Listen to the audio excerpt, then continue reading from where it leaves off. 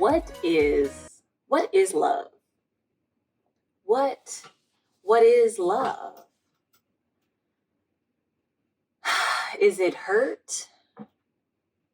Is it baby don't hurt me?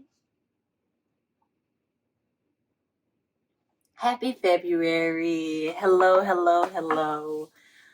I hope everyone is doing fantastic. It is a lovely 28 degrees here on the west coast of Virginia.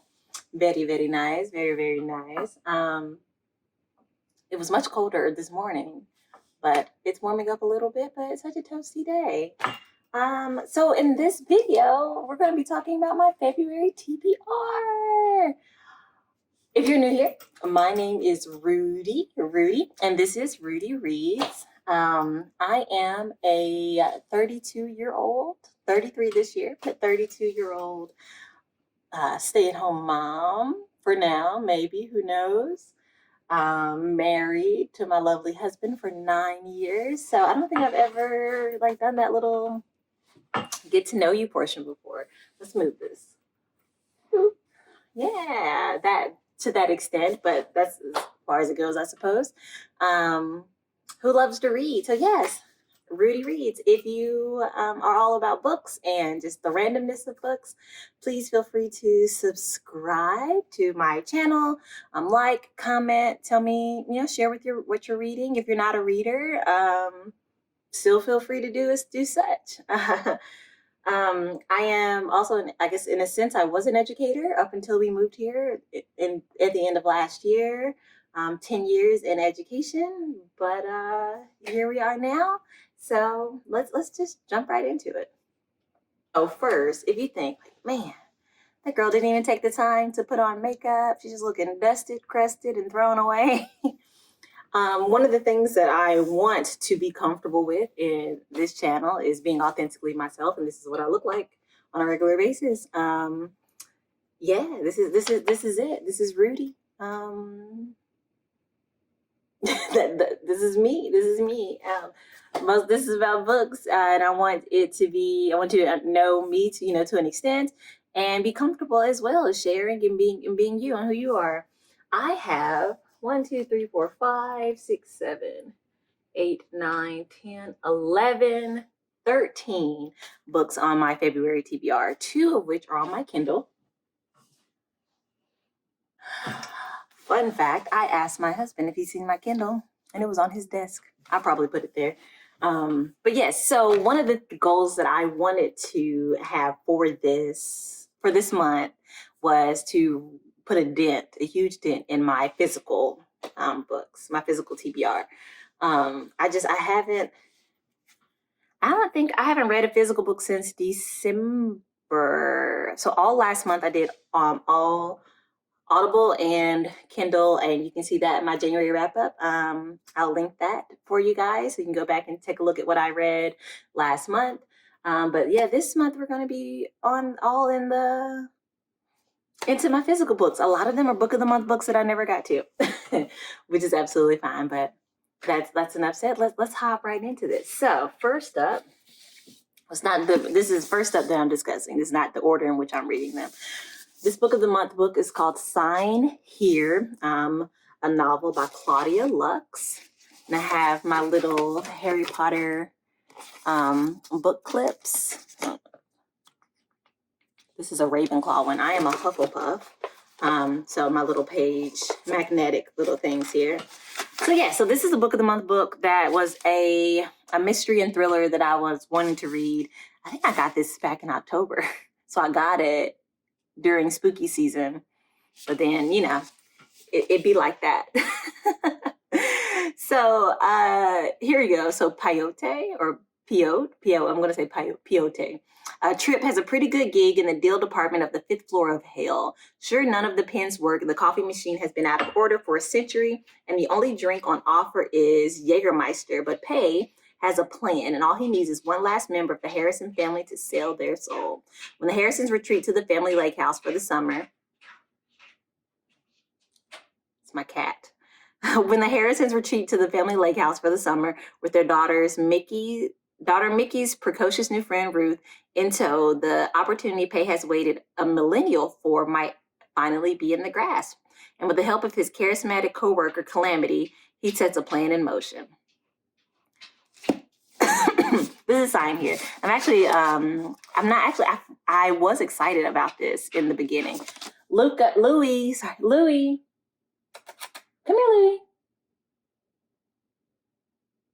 Come here. All right.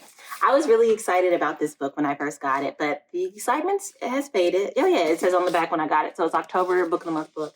But we'll see. We'll see. Nothing like a little other world reading to add to the list. All right, next up, he decided not to come. This was a December Book of the Month book. So I originally got these. These were a Christmas present from my best friend. Shout out to you, girl. You know who you are.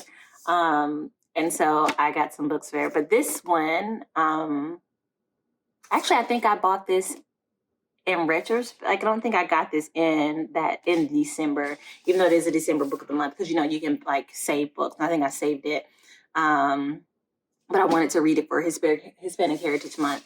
And this one has a Gryffindor little magnet there. And so it's 2017, and Olga and her brother Pedro Pristo are bold-faced. Oh my goodness, it's like I can't read.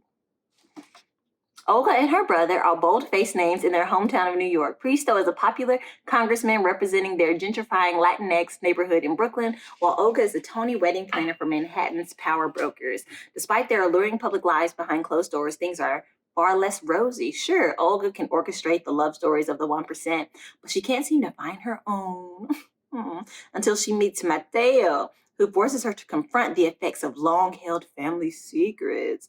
Olga and Pristo's mother, Blanca, a young lord turned radical, abandoned her children to advance a militant political cause, leaving them to be raised by their grandmother. Now, with the winds of hurricane season, Blanca has come barreling back into their lives. Set against the backdrop of New York City in the months surrounding the most devastating hurricane in Puerto Rico's history, the author Olga Dies Dreaming is a story that examines political corruption, familial strife, and the very notion of the American dream, all while asking what it really means to weather a storm. Olga Dies Dreaming. So I actually am still pretty excited about this book. And I'm also, if I can remember, making sure, I'm excited that it's not like so before I say that, because I don't want it, because I haven't read it, of course not, it's on my TBR, but the point of view shifting trend amongst authors, like over the last few years, is getting quite irritating. I like it just a regular first, second, third person, point of view. Yeah, but then it's a lot of the continuous first person, just switching, because I feel like you get so invested in a story and you switch and you're like, that in some cases, like for example, in Midnight Sun. So I'm looking at my bookshelf. In Midnight Sun, the Twilight, like a not prequel, Edward's perspective. That was a perspective switch, and I like that as a whole book. Some people didn't like it. I loved it. It showed how really creepy and weird he is. I really enjoyed it. Plus, I can't stand Bella's voice like in my ear. She's mad annoying. But anyways, so yeah, so like I like that, but you get invested and it'll switch to a character that you're not so invested in. I experienced that with Local Woman Missing, the thriller that I read last month, as well as it started to get that way for me with the 5th season, the Broken Earth series by N.K. Jemisin, with The Stone Sky. I was less invested in like the main character, Nisan, and more invested in Isan, her daughter, and like learning more about her. And so every time I switched back to Nisan, I was like, oh, this woman again, and I hate that, but but that maybe that was the author's intention. You should just, anyways, I digress. Let's carry on. Let's move on, shall we? All the Dangerous Things. So this is a December Book of the Month. I want to say a lot of people have already started reading this one, and I just I'm behind. So this is Stacey Willingham. This is last month's December Book of the Month. My Hufflepuff sticker is in there. Ooh. But all the dangerous things. This is another thriller. 1 year ago, Isabella Drake's life changed forever. Her toddler son, Mason, was taken out of his crib in the middle of the night while she and her husband were asleep in the next room. I cannot imagine. So I would say definitely that's a trigger warning. With little evidence and few leads for the police to chase the case quickly went cold. However, Isabel cannot rest until Mason is returned to her, literally. Except for the occasional catnap or small blackout where she loses track of time. She hasn't slept in a year. Isabel's entire existence now revolves around finding him. She knows she can't go on this way forever. In hopes of jarring loose a new witness or buried clue, she agrees to be interviewed by a true crime podcaster, but his internet and Isabel's past makes her nervous. His incessant questioning paired with her severe insomnia have brought up uncomfortable memories from her own childhood, making Isabel start to doubt her recollection of the night of Mason's disappearance, as well as second guess who she can trust, including herself. But she's determined to figure out the truth no matter where it leads. All the dangerous things. Nothing like, add a little childhood trauma on top of an already scary situation. So again, that's all the dangerous things. So that's 3.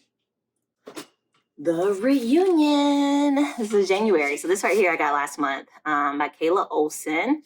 It is a January book of the month book. I know y'all, there's so many book of the month books. Please tell me, let me know in the comments. Tell me I'm not the only person that gets all these book of the month books and doesn't read them.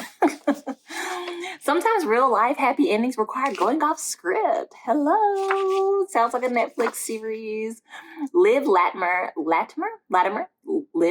grew up on TV. As the star of the popular teen drama Girl on the Verge, Liv spent her adolescence trying to be as picture perfect as her character in real life. But after the death of her father and the betrayal of her on-screen love interest and off-screen best friend, Ransom Joel, Liv wanted nothing more than to leave the spotlight behind. Now, though, 20 years after the show's premiere, a major streaming service has invited the original cast for a reunion special. Liv is happy to be back on set, especially once she discovers Ransom has only gotten better with age. They quickly fall into their old rhythms, rediscovering what had drawn them together decades before and realizing that their feelings for one another were not merely scripted, but with the new rivalries among the cast emerging and other passion projects on the horizon and the specter of reboot shadowing their shoot, Liv begins to question whether there's room in the spotlight for a real happy ending. The Reunion. All right. So this one right here definitely will move up the list for this month's reads. A happy Black History Month to all of my friends out there. And that, as in friends, I mean everyone. Everyone should be enjoying Black History Month and learning about one of the many cultures that groups of people with multiple cultures that live within our world. All right, so Kennedy Ryan's Before I Let Go. Was a Black author. This is a love story. I'm actually really pumped about this one as well. This was a book of the month book, but I got it separate, and this one doesn't list. It just says love stories, book of the month love story. So yeah, their love was supposed. So actually, I've heard this several times. Happy Black History Month. Through education, celebration, and inspiration, the recognition of history can empower meaningful change today. Nothing like Siri coming in and listening and letting us know what's going on. Thank you, sir. Thank you, Siri, for your service. All right. Got a divorcee here and trying to figure out if the path that they took was the right path to go. And so I'm pumped about this one as well. But it is a perspective changing book. It is. But it's okay because, it's not that I don't like them. It's just that it's every book almost these days. Every book. All right. So those are my knowingly to... No. I have a third. That's like knowingly to love stories. I'll do my Kindle last. The other ones are on my Kindle. I do have an autobiography this month. So we have She Means Well by Quinta Brunson. If you're familiar with the TV show Abbott Elementary, or Quinta, who formerly used to work for BuzzFeed and used to put out a lot of memes and GIFs and just hilarious and really gotten us through the pandemic with some of her humor as well. here we go. This is also on my list.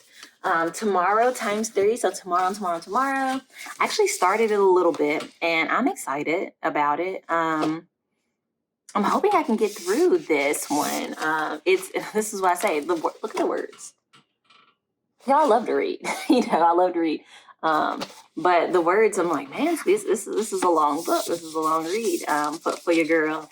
And I say that like Project Hail Mary was in like 500 pages, but it'd be like that. Sometimes it gets a little overwhelming when you look at it. But most of it, we know what this book is about. If not, you can check out my Goodreads. I'll link my Goodreads below as well. But if you're a video gamer like myself, I'm a PC gamer.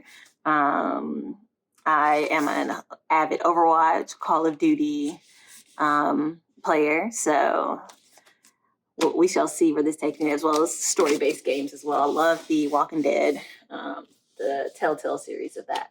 All right, next. Cloud Cuckoo Land. This one is also a multi-perspective book, but I've heard lots of good things about it. This right here is also a heavy read. A local book club read this in December, and I missed that because I didn't live here yet. And I'm excited to read Cloud Cuckoo Land. This right here is set in between times, like 500 years. 500 years, like time difference between some of the characters, finding a book and just making those connections and just seeing the world and how people view it and how they seek their utopia in their own lives. And so this right here is also going to be, I think, very fun and interesting. All right, almost there. We have a few more left.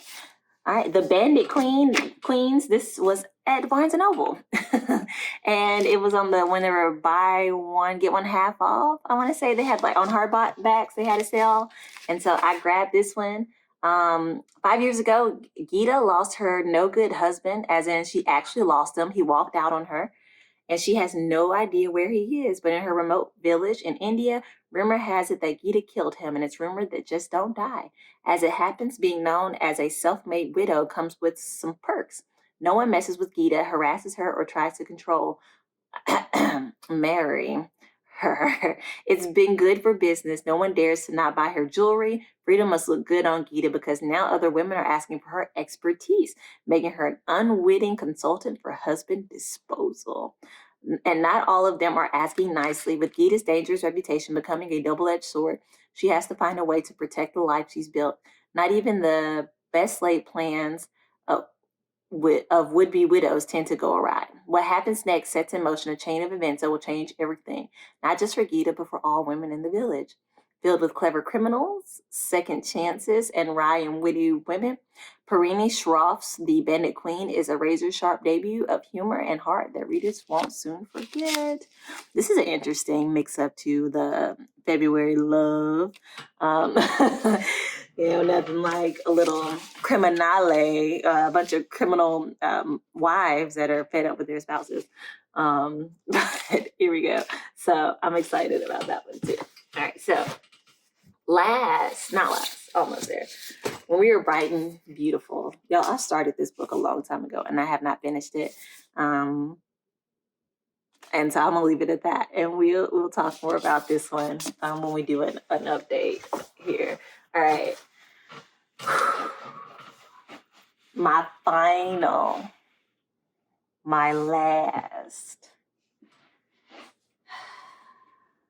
last physical TBR for the month. Here we go. A Tale for the Time Being. This is I'm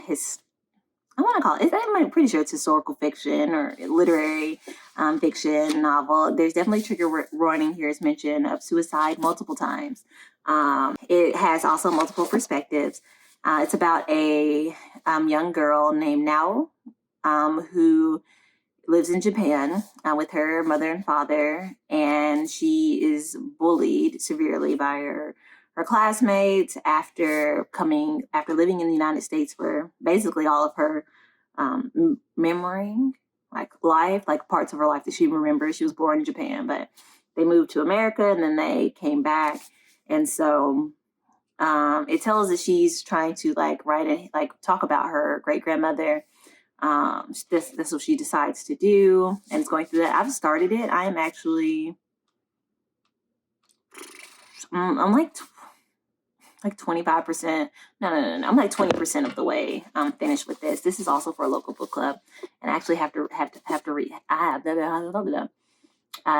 need to have this finished read by this Monday, February. What is today? Today is February 4th, 5, 6. So yes. So today, y'all, don't let me don't let me lie to you. Today is February 4th, Saturday, February 4th. So I have to have this read by Monday, February 6th, Monday night, for the book club meeting, which we shall see. I think I can do it. I'm pretty sure if I set my mind to it.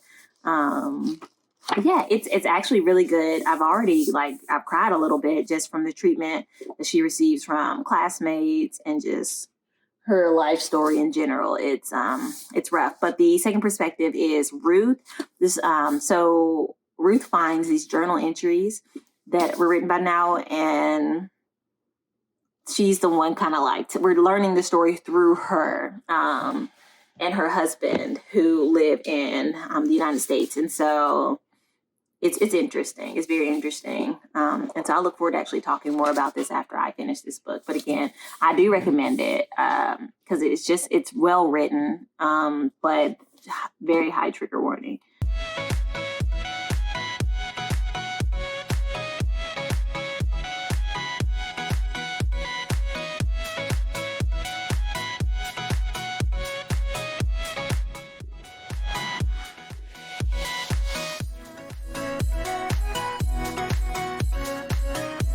All right, so the mixtape is on my Kindle. So that is my third, I guess in a sense is my fourth love story for the month of February, by Brittany Cherry. Is also an African-American author. So if you're looking for books with people of color, there's one. All right, so since the death of his twin brother, Oliver's caught between pleasing his fans and finding himself. Emery finds him first. Emery has never felt more alone. Raising her daughter is both her pleasure and her pain as she struggles to hold on to her job as a bartender and keep a roof over their heads. With no one to help them, no support system, any unexpected expense or late bill could turn their whole world upside down. Reeling with the death of his twin brother and bandmate, rock star Oliver Smith is trying to drink his problems away. Apparently, he isn't very good at it. They follow him wherever he goes, and also in hot pursuit are the paparazzi, who catch Oliver at his lowest low. He could have walked into any bar in California, but he walked into hers. Emery helps Oliver lose the crowd, and they find themselves alone. Two people whose paths are marked with loss and pain.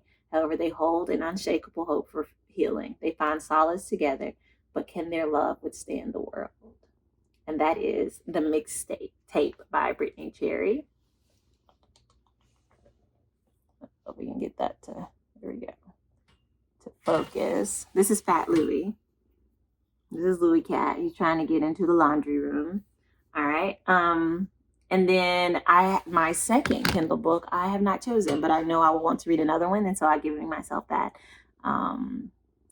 ability to. So I think I said it was maybe 12 or 13. You may have saw when you saw my books, there are 3 books on the shelf that are not on my TBR, but I've already read those. They're just, I don't know why they're here, which is The Vanishing Half by Britt Bennett, which I also recommend if you're looking for a POC for for an African American.